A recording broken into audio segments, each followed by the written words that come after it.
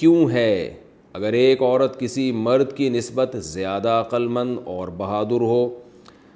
اور اس کو عوام اسے اپنا قائد منتخب کرے تو کیا صرف اس کی جنس کی بنیاد پر جو اس کے اختیار میں بھی نہیں، کیا اس کی حکمرانی حرام ہو جائے گی؟ ابراہیم صاحب اسلام آباد سے۔ نبی صلی اللہ علیہ وسلم نے فرمایا، صحیح بخاری کی حدیث ہے، لن یفلح قوم ولوا اہم امورہم الی المرأة، وہ قوم کبھی کامیاب نہیں ہو سکتی جو اپنے اہم معاملات عورت کے سپرد کر دے۔ اس کی وجہ یہ ہے کہ عمومی طور پر اللہ نے عورت کو مرد سے زیادہ صلاحیت نہیں دی ہے، مرد میں صلاحیتیں اللہ نے عورت سے زیادہ رکھی ہیں عمومی طور پر۔ آپ دیکھیں مرد کے بازو میں طاقت زیادہ ہے، چلنے کی طاقت زیادہ ہے، بولنے کی طاقت زیادہ ہے، برداشت کی طاقت زیادہ ہے۔ خواتین اس بات کو مانتی نہیں ہیں اور لبرل لوگ بھی اس بات کو نہیں مانتے، لیکن میں لبرل لوگوں سے پوچھتا ہوں کہ بتاؤ پھر پوری دنیا میں جو فورسز ہیں ان میں مردوں کو کیوں زیادہ رکھا جاتا ہے؟ ٹھیک ہے، بہت سے کنٹریز میں فورسز میں خواتین بھی ہوتی ہیں لیکن ان کا ریشو بہت کم ہوتا ہے، زیادہ تر مردوں کو ٹریننگ دی جاتی ہے۔ اور امریکہ کی فورس ہے، امریکہ کی فورسز ہیں، یو کے کی فورسز ہیں، یورپ کے کسی بھی کنٹری کی فورسز اٹھا کے دیکھ لیں گے آپ، انڈیا، پاکستان، دنیا میں ایک اصول ہے کہ فورسز میں جہاں مشکل کام کرنے پڑتے ہیں، لڑنا پڑتا ہے، جنگ کرنی پڑتی ہے، اس میں مردوں کا ریشو ہمیشہ خواتین سے زیادہ ہوتا ہے۔ وجہ اس کی ہے کہ دنیا زبان سے اس کا اقرار کرے نہ کرے لیکن دل میں مانتی ہے کہ اللہ نے مرد میں برداشت اور مرد کے جسم میں طاقت عورت سے زیادہ رکھی ہے۔ تو جب مرد کے ہر پارٹ میں طاقت عورت سے زیادہ ہے تو کھوپڑی بھی تو ایک پارٹ ہی ہے نا آپ کی باڈی کا، تو اس میں سوچنے سمجھنے کی صلاحیت، برداشت کی صلاحیت اور قوت فیصلہ وہ بھی اللہ نے عورت سے زیادہ رکھی ہے۔ ہاں یہ ایک الگ بات ہے کہ بعض دفعہ اس کے اگینسٹ بھی ہو جاتا ہے، جیسے بعض عورتیں ہم دیکھتے ہیں کہ مردوں سے زیادہ پاورفل ہوتی ہیں، وہ اکھاڑے میں مرد کو گرا دیں گی اور ان میں برداشت بھی مردوں سے زیادہ ہوتی ہے۔ لیکن جب بھی کوئی قانون بنایا جاتا ہے نا، لا بنایا جاتا ہے، تو اکثریت کو دیکھ کے بنایا جاتا ہے، چند ایک کو دیکھ کے نہیں بنایا جاتا۔ تو اسلام جب لا بنا رہا تھا تو اسلام نے ایک لا اور اصول اور ضابطے کی بات جو بتائی وہ یہی کہ مرد حاکم، مرد حکومت مرد کرے گا، یعنی جو حاکم بنے گا وہ مرد بنے گا، عورت نہیں بنے گی، کیونکہ اوور آل مردوں کو اللہ نے صلاحیت عورتوں سے زیادہ دی ہے۔ بعض دفعہ اس کے اگینسٹ بھی ہو جاتا ہے، جیسے نبی صلی اللہ علیہ وسلم نے فرمایا کہ عورت میں اللہ نے مرد کی نسبت عقل کم رکھی ہے، لیکن ہم دیکھتے ہیں امی عائشہ رضی اللہ تعالی عنہا کی جو عقل تھی، ان کی جو سمجھ تھی بہت سے صحابہ سے زیادہ تھی، اور بہت سے صحابہ ان سے پوچھا بھی کرتے تھے، مسائل کا علم اور احادیث کی تفسیریں ان سے پوچھا کرتے تھے، لیکن نارملی ایسا ہوتا نہیں ہے، کہیں کبھی کبھار ایسا ہو جاتا ہے۔ تو اصول اور ضابطے اور قانون جو بنایا جاتا ہے وہ چند ایک کو دیکھ کے نہیں بنایا جاتا، اکثریت کو دیکھ کے بنایا جاتا ہے۔ تو اسلام میں لا یہی ہے، قانون یہی ہے کہ جب حاکم بنایا جائے گا، کمانڈر بنایا جائے گا، امیر بنایا جائے گا تو مرد کو بنایا جائے گا۔ دوسری بات یہ کہ اسلام چونکہ دین فطرت ہے، فطرت اللہ التی فطر الناس علیہا، یہ لوگوں کی وہ فطرت ہے جس پر اللہ نے انسانوں کو پیدا کیا، تو مرد کی یہ نیچر ہے کہ وہ عورت کی فرما برداری، اس کے تابع بننا، اس کے ماتحت ہونا ذہنی طور پر قبول نہیں کرتا۔ تو اگر عورت کو حاکم بنا دیا جائے تو اس میں اس بات کا بھی خطرہ ہوتا ہے کہ جو اس کے ماتحت مرد ہیں وہ مینٹلی اس کی اس عہدے کو قبول نہ کریں، جس سے بغاوت کا خطرہ ہوگا، جس میں اطاعت پھر نہیں ہو سکے گی۔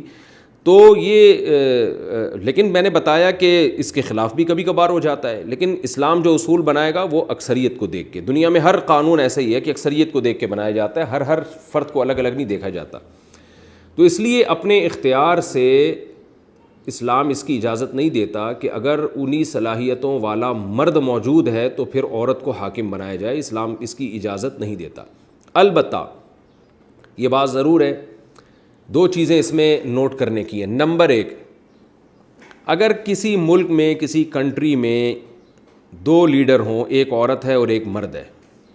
اور آپ کو یہ خطرہ ہے کہ اصل تو مرد ہی ہے جو حکومت کے قابل ہے، جس کو حاکم بنانا چاہیے، لیکن وہ مرد اتنا کرپٹ ہے یا اتنا نالائق ہے کہ آپ کا یہ خیال ہے کہ اگر عورت کو حاکم بنا دیا تو بھی نقصان، لیکن اس کمبخت کو بنا دیا تو اس سے بڑا نقصان ہوگا۔ تو ایسی صورت میں اسلام ہی کا ایک اصول ہے جو فقہاء نے بیان کیا ہے قرآن و سنت ہی کی روشنی میں کہ یتحمل الضرر الخفی لاجل دفع الضرر الجلی، کہ بڑی مصیبت سے بچنے کے لیے چھوٹی مصیبت کو برداشت کیا جائے گا. یہ دنیا کا ایک اصول ہے اور ظاہرہ اسلام بھی اس اصول کی مخالفت نہیں کرتا. کہ بعض دفعہ یہ ہوتا ہے کہ مثال کے طور پر مرد جو ہے وہ چرسی ہے, شرابی ہے, ہیروئنچی ہے. اب اس کو اگر بنا دیا گیا تو وہ تو بیڑا ہی غرق کر دے گا نا, وہ تو ہیروئن کو پروموٹ کرے گا, وہ تو ملک میں چرس امپورٹ کرے گا. تو ایسی صورت میں وہ یعنی عورت جس میں یہ خرابیاں نہ ہوں تو اس کو حاکم بنا دینا یہ نسبتاً زیادہ بہتر معلوم ہوتا ہے. اس کی مثال ایسے ہے جیسے اسلام کا ایک اصول ہے کہ بادشاہ یا حاکم یا امیر یا ملک کا حاکم بنایا جائے گا نیک آدمی کو, برے آدمی کو بنانا جائز نہیں ہے, فاسق فاجر کو بنانا جائز نہیں ہے. لیکن فقہا بیان کرتے ہیں کہ آپ کے پاس دو آپشن ہے, ایک نیک آدمی ہے اور ایک فاسق فاجر ہے. لیکن وہ نیک آدمی ایسا ہے اس کو حکومت چلانے کا بالکل تجربہ ہی نہیں ہے یا فوج کی کمانڈ کا تجربہ ہی نہیں ہے, تو وہ نیک تو ہے لیکن اگر آپ نے اس کو کمانڈر بنا دیا وہ تجربہ کار آدمی نہیں ہے, وہ برباد کر دے گا. جبکہ جو فاسق فاجر ہے اس کے اندر یہ صلاحیت ہے کہ اگرچہ وہ نیک نہیں ہے لیکن وہ فوج کی کمانڈ کرنا جانتا ہے یا وہ ملک کو سنبھالنا جانتا ہے, اس کا تجربہ ہے. تو ایسی صورت میں تمام فقہا کا اتفاق ہے کہ جو فاسق و فاجر ہے اس کو پھر کمانڈر بنایا جائے گا, اس کو پھر حاکم بنایا جائے گا. وجہ اس کی یہ ہے کہ اصولی طور پر تو فاسق فاجر کو حاکم بنانے کی شریعت میں اجازت نہیں ہے, لیکن یہاں جب ہم اس کا مقابلہ کر رہے ہیں ایک نیک آدمی سے, تو نیک آدمی جس کو تجربہ ہی نہیں ہے وہ تو بیڑا ہی غرق کر دے گا نا, ایک ہی دن میں ملک کی جو ہے وہ لٹیا ڈبو دے گا. وہ ایک ہی دن میں اس کو پتہ ہی نہیں ہے ملک کیسے چلانا ہے, اس کو ملک کے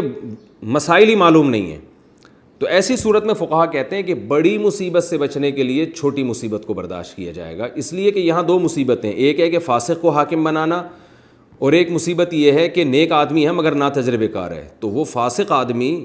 جو برا ہو لیکن اس کو تجربہ ہو, ایکسپیرینس ہو اس کا, وہ کم از کم کچھ کر تو سکتا ہے نا. اس بیچارے نیک کو تو پتہ ہی نہیں کرنا کیا ہے, ملک کی باغ ڈور جب ہمارے ہاتھ میں آئے گی تو کرنا کیا ہے ہم نے, وہ تو بیڑا ہی غرق کر دے گا. اسی طرح فوج کی کمانڈ میں بھی فاسق آدمی جو تجربہ رکھتا ہو, جو لڑنا جانتا ہو.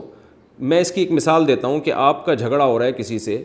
دو آدمی ہیں مدد کے لیے, ایک آدمی بہت نیک ہے, 4 مہینے تبلیغ میں لگا کے آیا ہوا ہے, بہت پرہیزگار ہے لیکن اس سے زندگی میں کبھی پھڈا کیا ہی نہیں ہے, اور ایک وہ آدمی ہے جو چرسی ہیروئنچی ہے لیکن لڑاکا ہے, ایک نمبر کا بدماش ہے. تو ایسے موقع پہ آپ کس کو کال کریں گے اپنی مدد کے لیے؟ ایسے موقع پہ یقیناً آپ اس چرسی ہیروئنچی سے مدد لے لیں گے, بھائی تو آ ذرا میرے ساتھ مل کے لڑ, کیونکہ آپ کو پتہ ہے اگرچہ یہ برا آدمی ہے لیکن لڑائی میں یہ کام آئے گا. اور وہ والا تو بہت نیک ہے لیکن زندگی میں بیچارے نے کبھی نہ گالی سنی نہ کبھی کسی کو گالی دی اور کبھی لڑائی نہیں ہے, تو وہ کیا مدد کرے گا آپ کی. تو یہی اصول حکومت کے بارے میں بھی ہے کہ اسلام نے حکم دیا نیک آدمی کو حاکم بنایا جائے, لیکن جہاں نیک آدمی مارکیٹ سے شارٹ ہوں یا نیک آدمی تجربے کار ہی نہ ہو, اسے پتہ ہی نہ ہو, تو ایسے موقع پہ بڑی مصیبت سے بچنے کے لیے چھوٹی مصیبت کو اختیار کیا جائے گا, اسی فاسق و فاجر کو بنا دیا جائے گا. بالکل اسی طرح اس شریعت کا اصول یہ ہے کہ جہاں مرد اور عورت کا مقابلہ ہوگا, کمپیئر ہوگا, دونوں میں آپ تقابل کریں گے, دونوں الیکشن میں کھڑے ہو رہے ہیں, دونوں ایک جیسے اہل ہیں, تو پھر مرد کو ترجیح دی جائے گی مرد ہونے کی بیس پہ, اس لیے کہ اس میں اس بات کا امکان زیادہ ہے کہ اللہ نے اس کو صلاحیتیں زیادہ دی ہیں. ایسی صورت میں عورت کو ووٹ دینا جائز نہیں ہوگا. لیکن اگر آپ یہ سمجھتے ہیں, سمجھدار لوگ یہ سمجھتے ہیں کہ جو مرد عورت کے مقابلے میں آ رہا ہے وہ صرف اس میں یہ کوالٹی ہے کہ وہ مرد ہے, لیکن اس کے علاوہ اس میں کوئی کوالٹی نہیں ہے, اور اس کے بارے میں آپ کو غالب گمان یہ ہے کہ یہ ملک کا بیڑا غرق کر دے گا, تو پھر ایسی صورت میں بڑی مصیبت سے بچنے کے لیے چھوٹی مصیبت کو اختیار کیا جائے گا کہ عورت ہی کو پھر ایسی صورت میں ووٹ دینا جائز ہوگا, اس لیے کہ اس عورت میں صلاحیت اس مرد سے زیادہ ہے. تو یہ ایک اصول ہے. دوسرا نمبر یعنی ایک استثناء تو یہ ہو گیا, ایک اور نمبر یہ کہ مرد کو حاکم بنایا جائے یا عورت کو حاکم بنایا جائے, نیک کو حاکم بنایا جائے یا برے کو بنایا جائے, یہ ساری بحثیں حاکم بننے سے پہلے کی ہیں. اگر کوئی بن جائے تو پھر اس کی اطاعت بہرحال واجب ہے. رسول اللہ صلی اللہ علیہ وسلم نے فرمایا, اسمعوا واطیعوا ولو سلط علیکم رجل حبشی کأن رأسہ ذبیبہ, اگر تم پر کوئی حبشی غلام, کالا کلوٹا نہیں ہوتا اور وہ بھی غلام ہو, موٹے موٹے ہونٹ والا, اس کی کوئی پرسنالٹی نہیں ہے اور دماغ بھی نہیں ہے, کھوپڑی ایسی ہے جیسے پچکی ہوئی کشمش ہوتی ہے نا, کشمش جیسا پچکا ہوا سر ہو اس کا, یعنی یہ بھی شبہ ہو رہا ہے پتہ نہیں اس کی کھوپڑی میں دماغ ہے بھی یا نہیں ہے. لیکن اگر وہ مسلط ہو گیا اور حاکم بن گیا تو پھر آپ صلی اللہ علیہ وسلم نے فرمایا کہ اس کی اطاعت کرنی پڑے گی. یعنی اس کو حاکم بنانا تو جائز نہیں ہے اس لیے کہ اس کے تو دماغ ہی کام نہیں کرتا, لیکن اگر بن جائے کسی بھی طرح سے, طاقت کے زور سے, قانونی راستے سے, غیر قانونی راستے سے, جب بن گیا, پاور اس کے ہاتھ میں آ گئی, قوت نافذہ اس کے ہاتھ میں آ گئی, حاکم بن گیا, تو پھر آپ صلی اللہ علیہ وسلم نے فرمایا پھر بغاوت کی اجازت نہیں ہے, کیونکہ بغاوت سے بڑے نقصانات ہوتے ہیں. جب آپ اپنے حاکم کی, حکومت کی بات کو نہیں مانتے تو ملک میں افراتفری ہوتی ہے, ملک ٹکڑے ہونے کا خطرہ ہوتا ہے, بہت زیادہ قتل و غارت کا خطرہ ہوتا ہے, ایک پورا سسٹم تباہ ہو جاتا ہے. تو اس لیے حاکم بنانے سے پہلے تو یہ بھی دیکھا جائے گا کہ مرد ہو اور نیک ہو, تجربے کار ہو, وہ ساری کوالٹیز دیکھی جائیں گی اور ان کی بیس پر سلیکشن ہوگی. اور اگر دو آدمی نااہل ہیں تو پھر یہ دیکھا جائے گا ان میں کم درجے کا نااہل کون ہے, اس بیس پہ سلیکشن ہوگی. لیکن اگر آپ کی مرضی کا حاکم نہیں آیا اور کوئی بھی آ گیا, چاہے الیکشن کے ذریعے, چاہے طاقت کے زور سے, کسی بھی طرح سے, جب وہ حاکم بن گیا, اس کے ملک کی باغ ڈور اس نے سنبھال لی